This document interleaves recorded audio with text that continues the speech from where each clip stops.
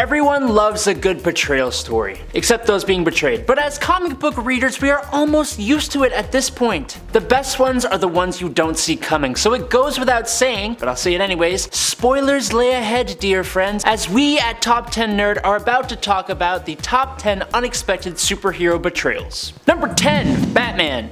Sort of. Now, I don't really consider what Batman did here to be a betrayal. In fact, if you know Batman, then you shouldn't be surprised that he had a list of protocols in place to take on his own allies in the Justice League. As this list proves, superheroes don't always stick within their altruistic sensibilities. Things happen. Good guys go bad. People get mind controlled or possessed. This is comic books we're talking about, for goodness sake. But the problem comes when an incredibly capable villain named Ra's al Ghul gets his hands on Batman's list of ways to take down the Justice League. Then things get a little out of hand, and it results in the JLA story of the Tower of Babel. Sure, the bad guy was stopped, but it didn't change the fact that the League held resentment over Batman for this. Number 9, Isca. Isca is a jerk. Plain and simple. A sore loser, some could say, except the problem is she never loses. It's literally her power. Almost like how Domino has the ability of luck, Isca has the ability to always win. And that even means she completely switches sides when her power tells her the side she's on is going to lose, which is just kinda super unfair. Number 8, Omni-Man. This one isn't crazy unexpected since it happens pretty quickly in the story, but well, I watched the show before I read the comics, and when Omni-Man turned around and brutally decimated the whole of the Guardians of the Globe, I sat there with my mouth wide open. It's possibly one of the biggest reasons I quickly ran and read the whole series. You see, Omni-Man is at first presented as the closest thing to Superman in the Invincible universe. He is set up as the world's strongest hero, hailing from an empire of just human-like aliens called Viltrumites. And then, all of a sudden, the Viltrumites are the biggest threat to the universe, being brutal and desperate conquerors, with Omni-Man sent to Earth to judge the planet's viability as the new Viltrumite breeding ground and then take it over for the Empire. Unlike other Superman but bad characters, one of the central conflicts behind this story is the father-son relationship between Omni-Man and his son Mark, or Invincible. And the whole thing was just an awesome twist that you don't expect until it happens. Number 7, Ikaris of the Eternals movie. This one came as a bit of a surprise for me. I read the Eternals comic as a kid, and Ikaris was the greatest among them. He was cool, if not a little basic, but he wasn't a traitor, so it was almost a pleasant surprise to see the MCU go the route of making him betray his fellow Eternals. I think it made the story just a bit more interesting. Basically, Ikaris learned of his true purpose: to protect the human race, to prepare for the birth of the Celestial growing inside the Earth. His fellow Eternals, including their leader Ajax, however, had grown attached to humanity, and so Ikaris made the decision to betray them, causing Ajax's death and trying to bring the successful birth of Tiamat the Celestial. It was an interesting change that some people may have liked and others may have hated, but it happened all the same. Number 6, Robot. Going back to the Invincible series a bit more, but way further down the line, with the hero known as Robot. For most of the series, the super genius known as Robot had been a very helpful ally to Invincible and the world, and even when he flips to become the final antagonist of the comic, he still seems to be trying to help the world. Rudy here is a literal super genius. Like, I'm talking he invented a robotic cat that was super popular in Japan at the age of 3. Robot had an overarching plan that he was slowly working towards. All of his actions were in service of his ultimate goal. He got himself a new cloned body, he got together with Monster Girl, he went off-world with her, overthrew an empire and began ruling it, and eventually he took over the Earth using his robotic drones, using them to do multiple tasks all at the same time, like talking to the Viltrumites, fighting the Earth's superheroes, and meeting with the president, all for the greater good of the Earth and the human species, creating a utopian society. He convinces a lot of people he's right too.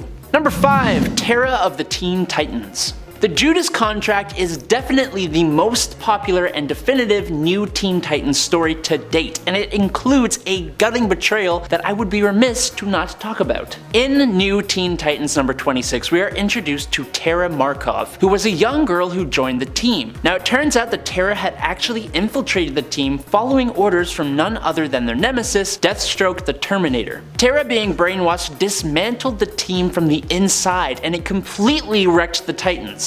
She and Deathstroke were eventually foiled by intervention from Deathstroke's son, Jericho. and Dick Grayson in his first outing as Nightwing, with Terra passing away at the story's conclusion, having brought down a building around herself in a blind rampage. The Titans still honor her with a statue and with the name being passed on to other heroes, but goodness gracious was this story fantastic and the betrayal deep and rooted. Number 4. Bishop Messiah Complex. Bishop's betrayal of the X-Men during 2007's Messiah Complex revealed how far the time-displaced mutant is willing to go to change the future for the better. Bishop comes from a dark future where mutants and humanity had eventually gone to war, and he eventually ended up trapped in the present. He became an X-Man and he served on a number of teams off and on over the years, even being Professor X's personal bodyguard, and he was just incredibly popular. After decimation depowered almost all mutants on Earth, the birth of Hope Summers signaled hope for the mutants, as she was the first mutant born since the decimation, and she was an incredibly powerful one too. But Bishop's past came back to haunt him, convincing him that Hope was the cause of the dark future that he lived in. He betrayed the X-Men and planned to take out Hope before she could grow up and change the world forever. He set up nano sentinels within the one Sentinel squad, taking down the human pilots and pitting the Sentinels against the X-Men. He then ambushed Forge in the chaos, laying a trap to capture Cable, who was protecting Hope, and end Hope's life. But by the end of the event, Bishop had to flee the X-Men after firing on Hope and instead accidentally striking and nearly killing Charles Xavier. Number 3. Cyclops. During the Avengers vs. X-Men event, Cyclops became a host for the Phoenix Force alongside 4 other mutants. Possessed by the Phoenix, Cyclops actually de-lifed Professor Xavier, which was a huge betrayal, as for a long time Cyclops was Professor X's golden boy, and Professor X was like his father. As arrogant and manipulative as Charles Francis Xavier was, no one doubted his dedication to the cause or his love for his students, especially Scott. But his motivation for doing it was a bit more of just being a villain than anything else. But it was only Xavier whose life was lost, and he's died like 8 times, so it's not the biggest loss in the world.